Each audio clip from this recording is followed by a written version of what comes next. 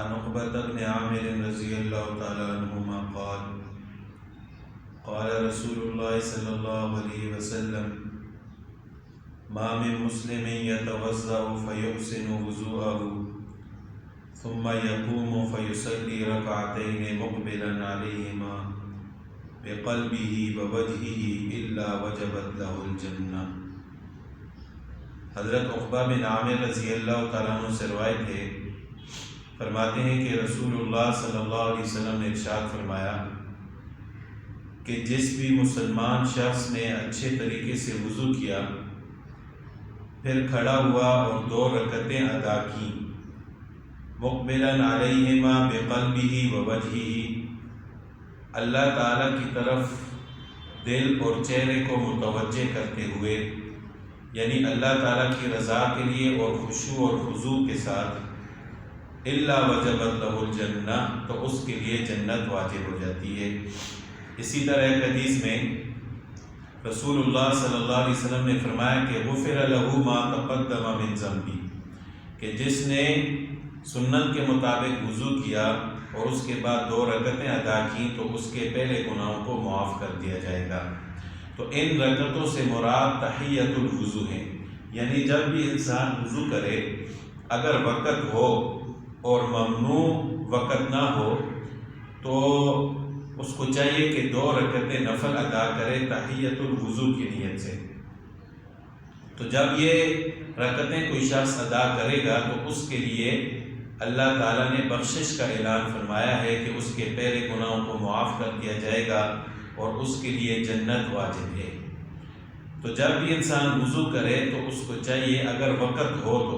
2 رکعتیں ادا کر لے،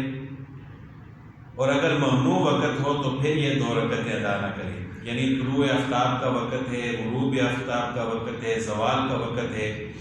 تو ان اوقات میں اگرچہ وضو کر بھی لے تو اس کو 2 رکعتیں ادا نہیں کرنی چاہیے، کیونکہ ان اوقات میں نوافل پڑھنا منع ہے۔ اسی طرح عصر کی نماز اگر اس نے ادا کر لی ہے، اس کے بعد اگر وہ وضو کرتا ہے تو اس وقت بھی نوافل ادا نہ کرے۔ فجر کی نماز سے لے کر طلوع آفتاب تک کا وقت جو ہے، اس میں بھی نوافل ادا کرنا جائز نہیں ہے۔ باقی اس کے علاوہ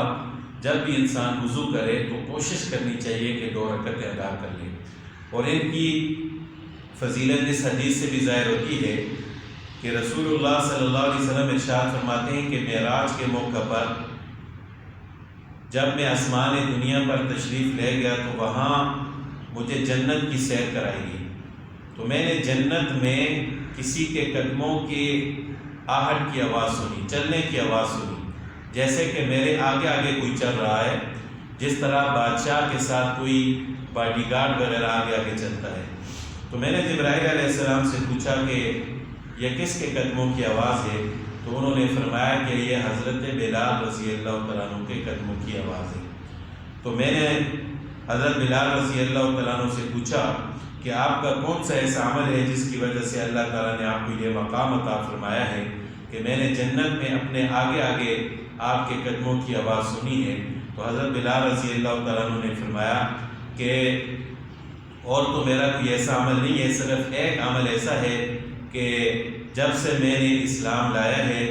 تو میں کوشش کرتا ہوں کہ وضو کرنے کے بعد 2 رکعت نفل ادا کروں تحیۃ الوضو کی نیت سے۔ تو ہو سکتا ہے اللہ تعالیٰ نے اسی وجہ سے مجھے یہ مقام عطا فرمایا ہو۔ تو یہ بہت فضیلت والے نوافل ہیں، اگر وقت ہو تو ہر انسان کو پڑھنے کی کوشش کرنی چاہیے۔ اللہ تعالیٰ ہم سب کو عمل کرنے